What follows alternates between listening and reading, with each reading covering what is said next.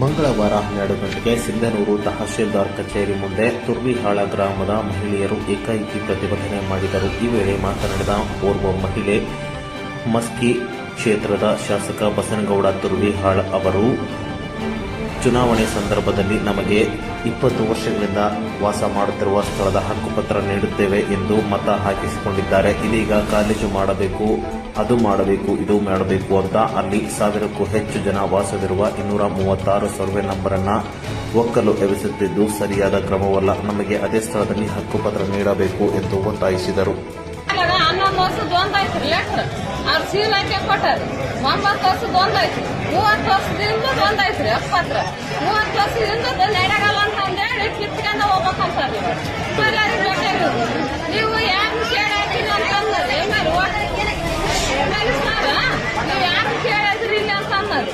ನಾವ್ ಯಾರು ಕೇಳಿದ್ರಿ? ಪ್ರತಾಪ್ ಪಾಟೀಲ್ ಅವಾಗ ಅಧಿಕಾರಿ ಅದು ಕೇಳಿ ಕೂತಾಗ ಬಿಡ್ಬಾರ್ದು 20% ಪ್ರತಾಪ್ ಪಾಟೀಲ್ ಹೇಳ.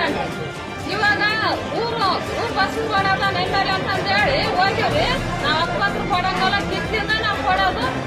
ನಮಗೆ ರೋಡ್ನಾಗ ಇದ್ದಾರೆ ಕೊಡ್ತಾನ. ನೀವೇ ನಮ್ಗೆ ಕೇಳಿದ್ರಿ ಅಂತ ನಿಮ್ನ ಕೇಳಿಲ್ರಿ ಸರ್.